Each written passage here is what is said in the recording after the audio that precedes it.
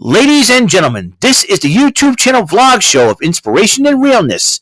Also, this is the YouTube channel vlog show of positivity, personality, and fun.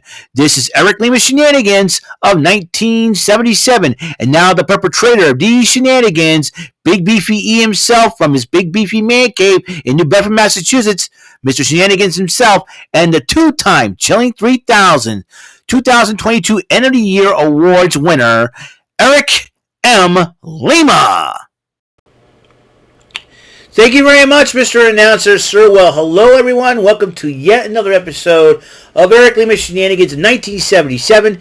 It's episode 652 of the show, June the 20th, 2023, the final day of spring 2023, as we're heading into summer. And as you notice, new haircut, man. I had to get it today. I figured summer's coming around the corner. I'll be sweating my butt off at work. I might as well get my hair cut while I'm at it. So at least I will look good. So this is the cool boy summer. That's what I'm going to call it. No hot boy summer. No yes boy summer. Even though I like the pretty deadly yes boy. Well, it's cool boy summer. Time for the cool boy summer look. It's the cool boy summer. I know. You may be thinking you got gray hair on the side. You don't look like no boy no more. I know that.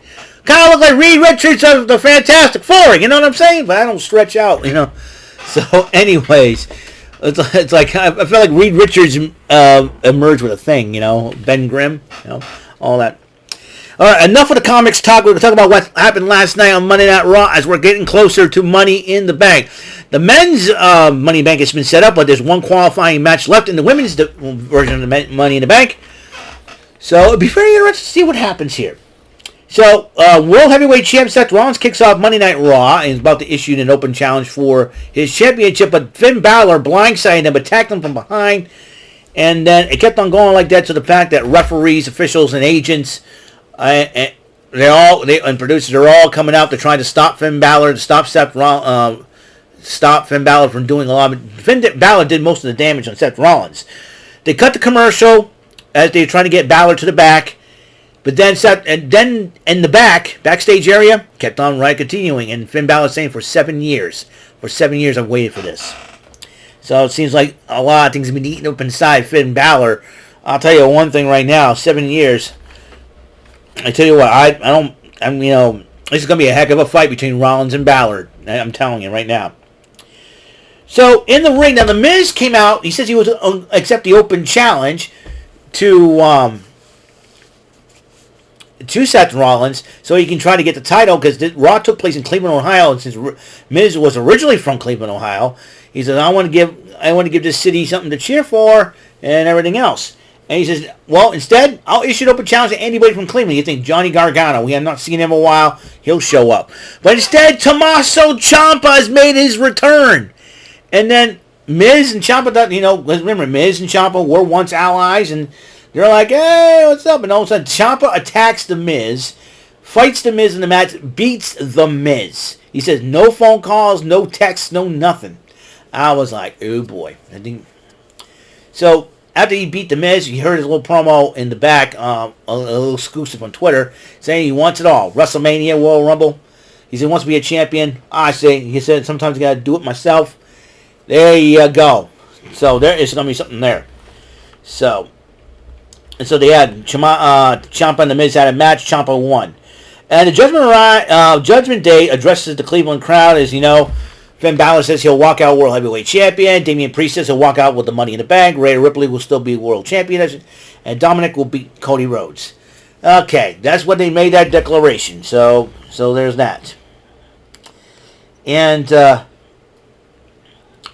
so Byron Saxton interviewed Kevin Owens and Sami Zayn, and Saxton went to ask Sami Zayn what he was about to get Sami Zayn's thoughts on the Usos basically turning against Roman Reigns. But then Kevin Owens starts snapping a little bit. He says, and Sami Zayn goes, I've had enough of this. We're going to talk about it in public. Your temper is getting way out of hand. You're getting angry, and I'm not angry. No, I'm not. You go, fine. So I'll go without from my temper. So there's that. And then they had TikTok antics with Chelsea Green. And I'm going, oh boy. And Chelsea Green being this crazy Karen type character. And I'm going, oh Lord, this is too funny. It's too funny for words. And then, a John Cena meme going on. What in the world? And so, as Green and Chelsea Green and Sonya Deville came out for that matchup against the former NXT Women's Tag Team Champions Kaden Carter and the lovely and the cute Katana Chance. Yes, I like Katana Chance too. She's lovely and cute. And so Team KC Squared, as I like to call them, ended up beating Deville and Chelsea Green in the Women's Tag Team matchup. Captain Kelly interviewed Cody Rhodes and actually, Dominic did issue a challenge to Cody Rhodes to find a couple of partners to go up against the Judgment Day. So Cody Rhodes says, you know what, Dom? I accept your challenge. Find a couple of partners. So anyways, former Hurt Business partners Cedric Alexander and Shelton Benjamin took on Indus Sher, Veer, and Sangha, being accompanied by Jinder Mahal. Indus Sher won academically against the former Raw Tag Team Champions. A huge win for them, but I'll tell you one thing right now. Indus Sher is on a tear. That rhymes. Indus Sher on a tear. Indus Sher on a tear. Indus Sher on a tear. Okay, no. Yeah, I think Jinder Mahal, I think big things will be coming for that duo of destruction. Let me tell you, going to be something else. And Owens and Zayn were talking about Owens his temper, and then Matt Riddle interrupts them. They run to Matt Riddle, hey dudes, listen bro, and everything else, and listen bro, and everything else, dude. He asked me to see some movies. I see some movies, and it's funny. Matt Riddle always interacts with those two. Logan Paul. Let's talk about this chump for a minute, okay? Let's talk about this chump for a minute. There's chump with the Beavis head, and there's another Beavis-looking butt head, and that's Logan Paul. He looks like a butt head, and he looks like Beavis, and acts like a total butt head sometimes. And I want to give Cleveland a cheer. That's why I moved out of Cleveland. And I'm like, oh boy. So, anyways. He goes, and he decided to declare his entry into the Money in the Bank ladder match. What? See you? Oh, God. I was like, Logan Paul and Money in the Bank? Are you freaking kidding me? Are you freaking kidding me right now with this? Logan Paul and the Money in the Bank? Dude, I don't want him winning it. I do not want Logan Paul winning the Money in the Bank. That's a little crazy. Anyways, Ricochet interrupts Logan Paul. Says, congratulations, you're in. And, dude, I really don't care. I'm winning that thing. And then Shinsuke Nakamura interrupts Ricochet. And then LA Knight from SmackDown interrupts both Ricochet, Nakamura, and Logan Paul. He said, we got two guys in there about useless as basketball cleats. And we got a guy in there. He said he makes videos for 14-year-old girls.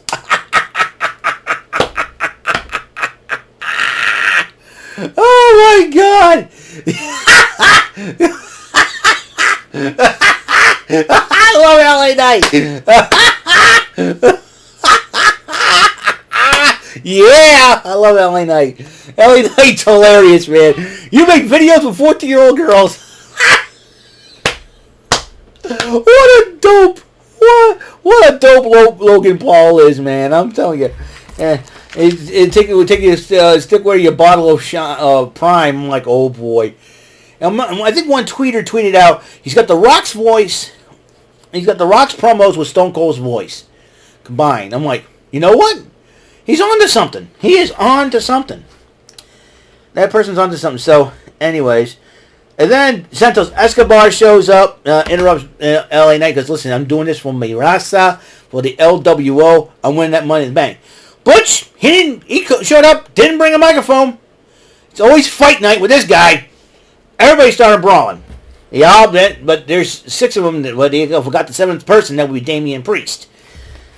So, and then all of a sudden, at the end, Logan Paul ends up climbing around and touches the Money in the Bank briefcase. He touches it. Didn't bring it down and go, hey, I'm going to win. He just holds it like this. I'm like, he was holding it like this. I'm like, holy crap, come on now. No. LA Knight should win it. LA and Shinsuke. I'm looking for one of those two guys to win it.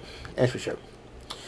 And then Matt Riddle went up against Ludwig Kaiser. And you know what? I beat his cousin the other day, I beat his cousin, Von Kaiser from Punch-Out, Anyways. That's a little joke there. And then, after Matt Riddle won the match, Gunther and Kaiser injured Matt Riddle for a little bit of payback for what he did to Giovanni Vinci. So, I see a few between now. So I think you know what it is. They should wait till Gunther breaks the Honky Tonk Man's record for the Intercontinental title. I say give him 50 more days for 500 days and have Matt Riddle beat him for the title. That's my opinion, if they don't want to go that route. Anyways, trainers were helping Matt Riddle to the back. Owens and Zayn talk, and then Kaiser and Gunther interrupt them, because you see what happens when, what happened to Matt Riddle? You see what happens when people disrespect us? And Kevin Owens is trying to hold his anger in check, and I don't blame the guy. I could have given the glare. I'm like, listen, we know how tough you are. We know you're the longest reigning Intercontinental champ. Yada yada yada. But dudes, don't disrespect me again. And that's what Kevin Owens could be saying. Anyways, and Chad Gable was helping training Maxine Dupree to do a suplex. And then the tag team matchup, Alpha Academy against the Viking Raiders. And then during the matchup, though, Valhalla tried to get involved, but then Maxine Dupree grabs her, shoves her down.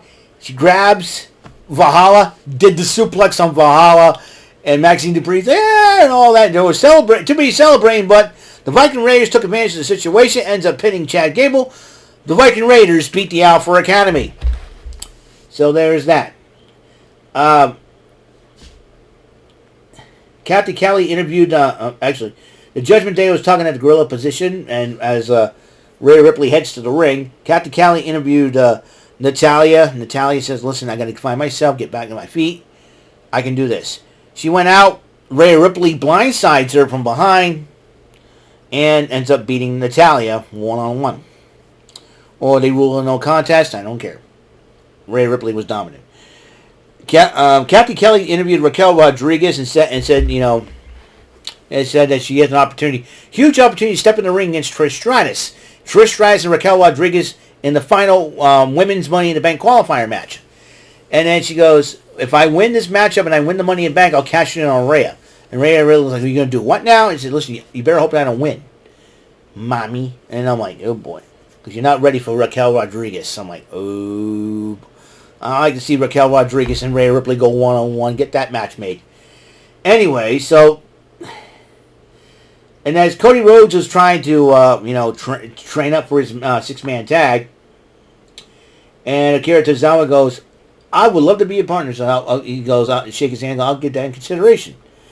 KO and Sami Zayn talk to Rhodes and says, Akira Tozawa, you know what? You guys are in. So it will be the Judgment Day versus Cody Rhodes and Kevin Owens and Sami Zayn, the Undisputed Tag Team Champions. And then the women's final Money in the Bank qualifying match, Raquel Rodriguez going against Trish Stratus. A heck of a matchup. But then they cut a promo before the matchup, how they're going to go into the Money in the Bank. But Zoe Stark gets involved during the matchup, and then Becky Lynch kind of evens the score. And then Trish Stratus decided to get in on the action, and then Becky Lynch grabs her and throws her again, but the referee caught Becky Lynch attacking Trish. Unfortunately, Trish Stratus wins by disqualification over Raquel Rodriguez. Raquel was not very happy. I said, Raquel's going to attack Becky Lynch the first chance she gets. But then, and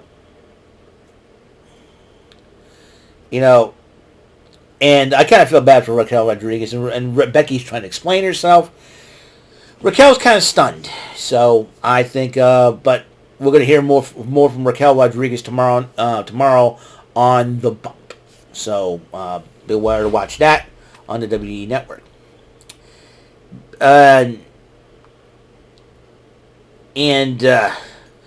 So Kathy Kelly interviewed Braun Breaker about tonight's title match against Seth Rollins, and he goes, you better get used to Monday nights. Me on Monday nights, I'll be the World Heavyweight Champion. That means Braun Breaker will have to go up against Finn Balor. I wouldn't be surprised if Finn Balor will try to get involved in this matchup tonight.